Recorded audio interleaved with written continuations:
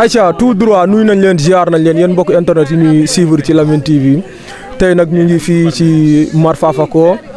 voilà benn festival bu am solo moo fi xew ñu ngi taxaw ak l'initiateur le coordonnateur ki nga xam ne moo géré li ci ëpp solo ak yeneen gars yi nekk si ginnaawam yëpp ñu fas yéene waxtaan ak moom du dem ci wàllum festival Mosaan bi ñoom nan lañ ko initier voilà yan bébét lañ ci am ci wàllu cosaanu séeréer voilà pour promouvoir la culture aussi ak événement wu ren bi lu tax ñu délocaliser ko ci Île du Saloum ndax gis nañ ne édition yi passé Dakar la woon li tax ñu indi ko fii cette année ak aussi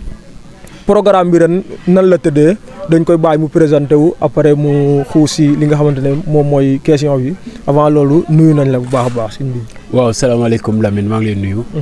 waaw di nuyu aussi ñi nga xam ne ni ñoom ñoo ñuy seetaan. di ziar man maa ngi tudd Malick Diouf. ñu may woowee Mag Mike.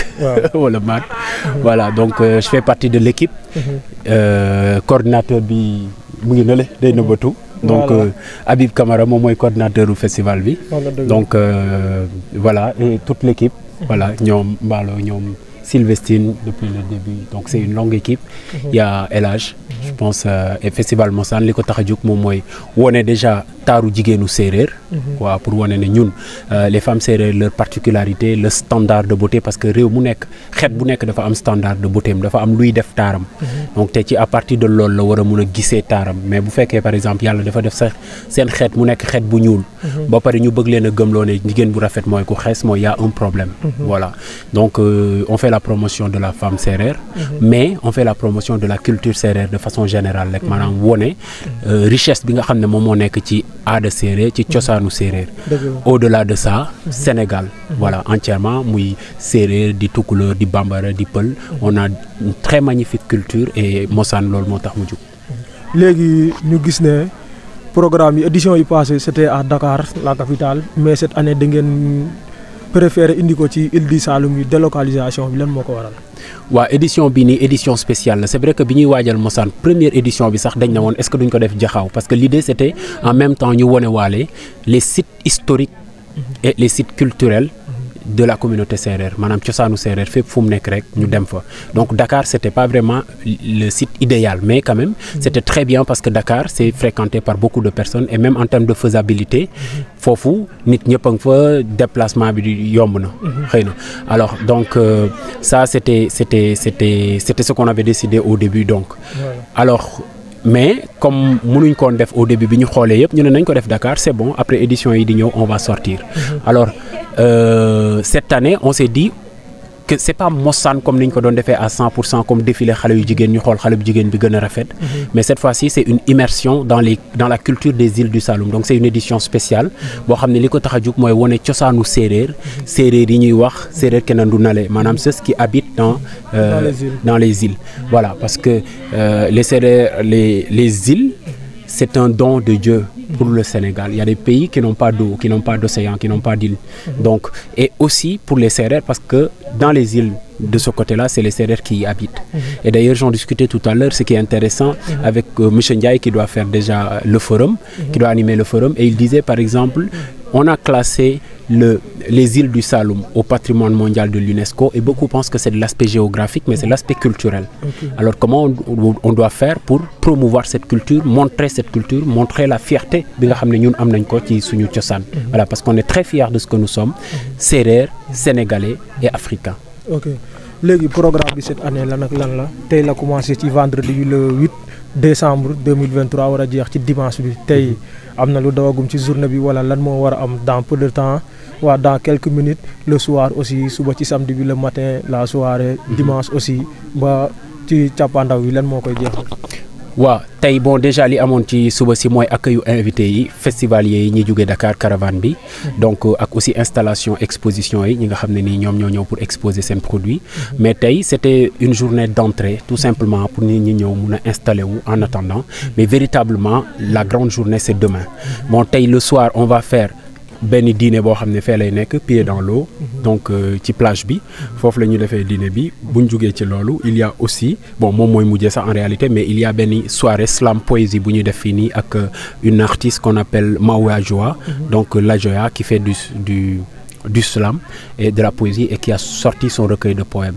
qui est intéressant aussi. Donc on s'est dit on va partager ces moments-là et puis on va finaliser avec un dîner et puis on va attendre demain. Maintenant suba nag mooy ndey mbi léegi parce que suba on doit recevoir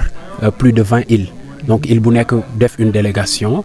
qui vont venir et puis on va passer la journée ensemble. Il bu nekk wone aada ak cosaanu ñoom seen localité. Donc ce sera des défilés, des passages qui vont durer une dizaine de minutes. Et puis loolu bu jeexee il y a des échanges ñu waxtaan nag ci aada séeréer cosaanu séeréer nan la ñuy def ba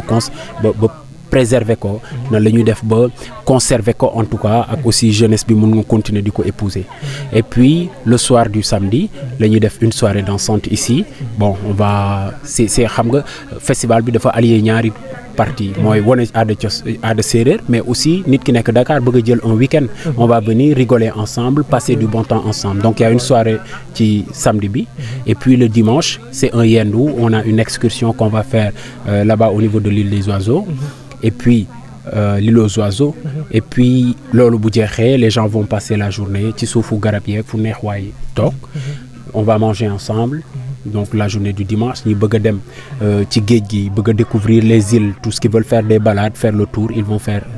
ça mais en tout cas le camp ce sera ici. Et le dimanche aux alentours de 18h on va faire un concert de clôture avec Ali Beta donc jusqu'à 20h 21h et puis on repart pour Dakar. Pour ñi dëkk Dakar ñi des fii aussi ñi nekk fii nii dem dans la localité.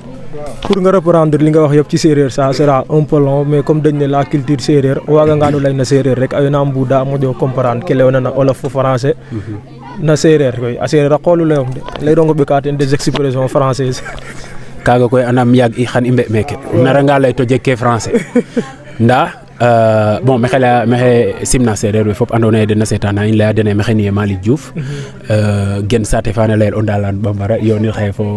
un de mes jeunes frères donc Cheikh rimel saate faana layel Niakhar maaga ref cosaanes donc yo'nuwa no affaire cosaan no sereer i ngar meeke no événement na layel Mosane ndaa daye no Mosane la reine du Delta parce que o xiid ole ke ka i mbi'in particulièrement mais andoona yee ten refu a nduna le pour lalit cosaan no sereer cosaan nen sereer ke ndef na nduna le ndaa yit pour mbaago lalit o mosel no tew no seereer édition neke ke andoona yee ten a jeg ka ten ten refu bon déjà xaye ye i ngesna wiin we a inooraayo Dakar wene a inoor bo a jeg wa inoorna bo Ziguinchor mu refna a ngaroyo pour a maadiidooyo événement ne alors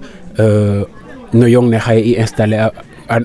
we andoona yee den refu aussi les exposants wene njikwaayo a njalaayo ta ref rew we fo goor we ndefna na nduna le a yo'nuwaayo no activité économique voilà donc a yaaranga xaye a jega diine na andoona yee kirin na andoona yee ka i mbi'kan paam o maag ole mene donc a jega yit kirin na andoona yee ka i mbi'kan kam fe meeke kirin ne mene eetit ka a falakit no maag ole a jeg o tew o leŋ oxa ni'eena Lajoya ten na gar ka mene a fi' une soirée poésie fo in a jelanga kaaga o feet xan i yongoyo meeke fo seereer we koy a nduna le parce que xana jeg caate xarɓen ɗik ka andoona yee saate fu refna teen xana fi' délégation a gar pour a lalit aada no seereer a lalit cosaan no seereer a lalit o jeg den a fi'angaan i ɗeetoyo njil saate fe andoona yee ten i ndamu yee den moƴu o ke da présenter na ten moƴu convaincre jury ne so da mbaago o ndefoyo we gagner na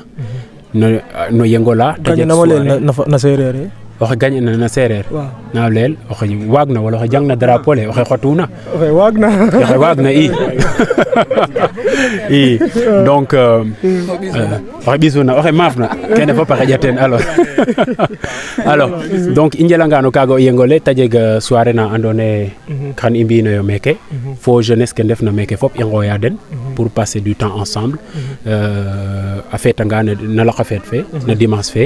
koy ka i yonkaayo meeke rek oxu bugna rok kam foof le ret widik caate lakas ke oxu bugna rok kam saate fe moƴo an men ke yoqna i yongoyo comme yong daal ne ta nana voilà ngasa njala oxu bugna yote yoli o yoli oxu bugna wori o wori oxu bugna fi lakas o kene iyo oxu refna kuta bugna fi voilà bo kiran ne i mbi concert leng fa artiste sereer fa leng fa na layel Ali Beta donc no kiran ne côté 18h et puis après anga concert ne i ngum sak ke ɓaato numtuwoyo oxu refna i pictor waaw aca jooko njal kon i pictor joko njal aca i pictor